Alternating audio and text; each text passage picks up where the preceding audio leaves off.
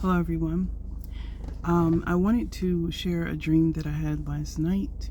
Now, I'm not going to tell the full dream because some parts of it were pertaining to me and some of them are more about I guess what you would call the Starseed collective.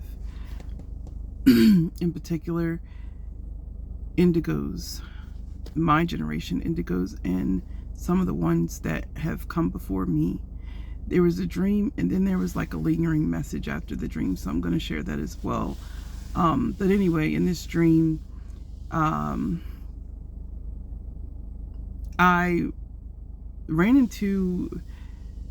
I got in the car with some people to go a place, and we ended up being at this old church that I used to go to when I was a teenager, and I saw the youth pastor, and he told me, come on, it's time. We're going to shake things up.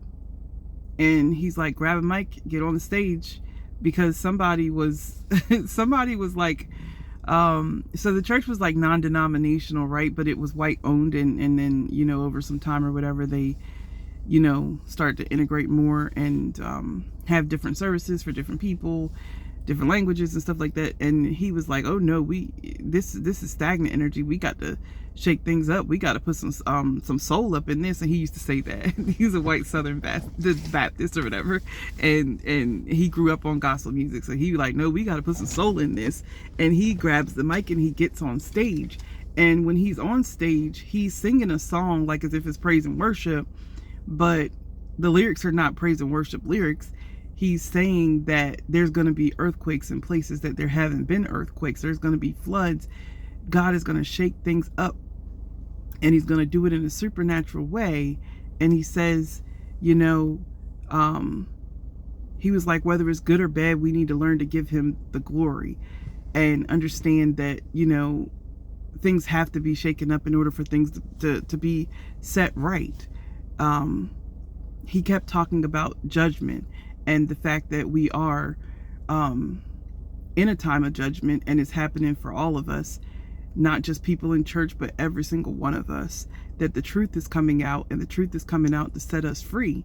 And this is him singing the lyrics, and I'm hearing him say this stuff, and the girl that I came in the building with is looking for, her name is Crystal, but she's looking for a little Crystal, a little kid.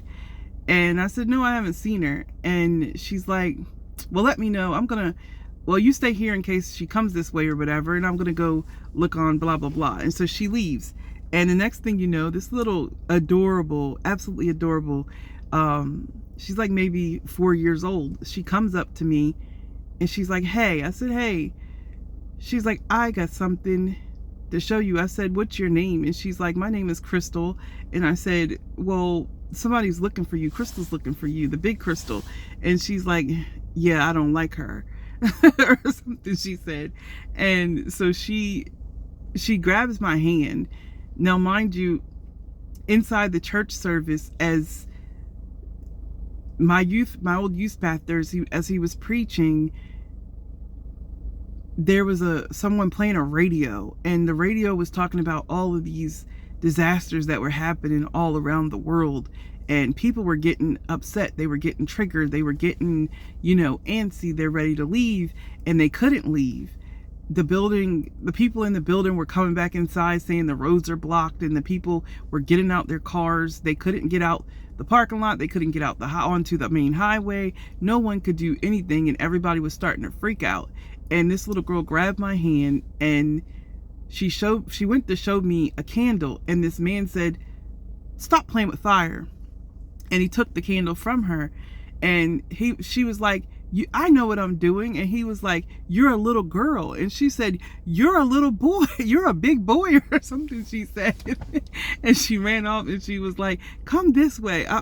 She was like, here. And we went in this room, and she handed me a candle, and she said, you light it. And she's like, this is what y'all are supposed to be doing, you indigos. This is what you indigos are supposed to be doing, holding the light up. And she pulled out her pocket a quartz crystal. Mind you, the child's name was Crystal, so it was real obvious, right? She pulls out the quartz crystal, and she held it in front of the light. And these rainbows You know how it happens when you hold a crystal in front of the light. This rainbow spectrum started shining around the room, and everybody, surprisingly, I thought that everybody would kind of calm down, but they didn't. They were in fear. They were struck with fear from the rainbow spectrum shining around the room.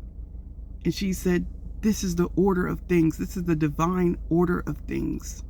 You indigos are not shining your light. So us crystals can't do our job, and the rainbows can't do their job. You indigos need to get into alignment and do what you're supposed to do. Keep shining your light regardless of the chaos around you. And she just as simply put the crystal back into her pocket, and we went back where we were. So I took the message personal because I have been out of alignment, and I've been aware of it and working on getting to alignment. But the dream let me know that I'm not the only indigo that's not in alignment. And I'm talking to real indigos, because people think like if you're born in that generation that you're supposed to, that everyone born in the generation is doing it. No, most people are NPCs. Don't forget that. Non-player characters, they're NPCs.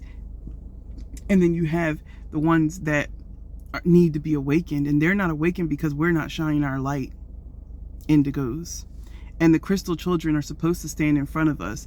It was also this message of the fact that some indigos have given birth to crystal children, but they're not holding up their light for their crystal children, so that the rainbows can come and do what it came to do. And in the dream, the rainbows are supposed to be purifying. The crystals are illuminating. But they can't see, like they can't do their job if we don't hold our light up and stand firm.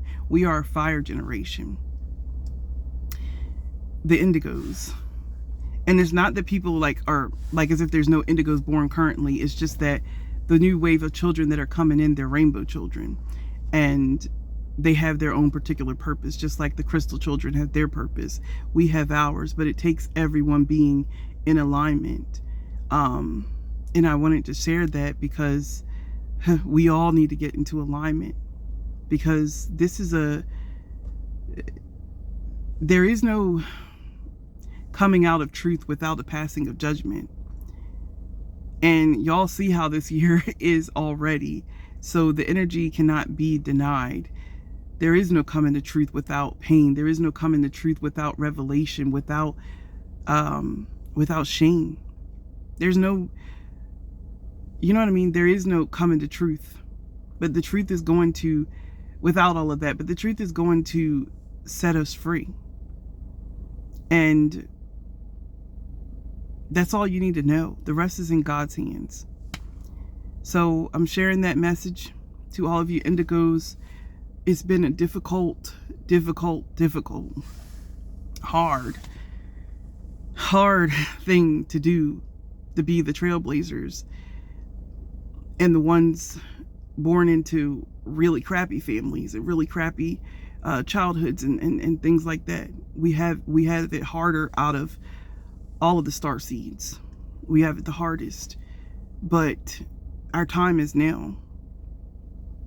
Get into alignment so that the crystals can do their job, so that the rainbows can do their job. It's time to get in divine order. Y'all have a blessed day.